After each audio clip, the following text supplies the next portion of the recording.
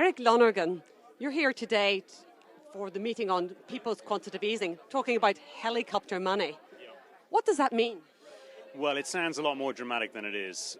Really, the principle is very simple, which is that the European Central Bank, which is struggling to generate enough spending in the Eurozone economy, instead of doing quantitative easing, which is creating money and buying securities in financial markets, it should create far less money, smaller amounts of money, and transfer them directly to households and individuals within the Eurozone.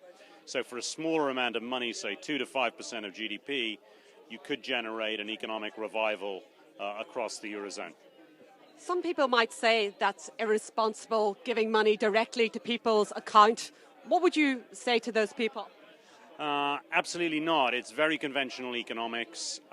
In the past, it's usually been done, it was done in America in many of the post-war recessions.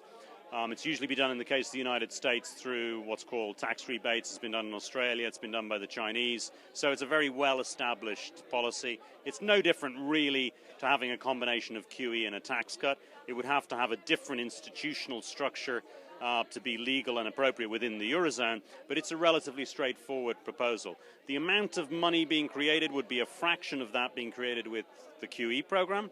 The impact on the European Central Bank's balance sheet would be a fraction of that which is occurring with QE.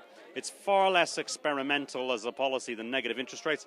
Negative interest rates, completely uncharted territory. Actually, tax rebates or cash transfers is very conventional economics. So people shouldn't think it's dramatic or extreme or particularly unusual. It would be an institutional innovation in the context of Europe, but it would be a logical progression of the sorts of policies that the ECB has already been pursuing, but with a difference, which is it is more likely to have a much bigger economic benefit.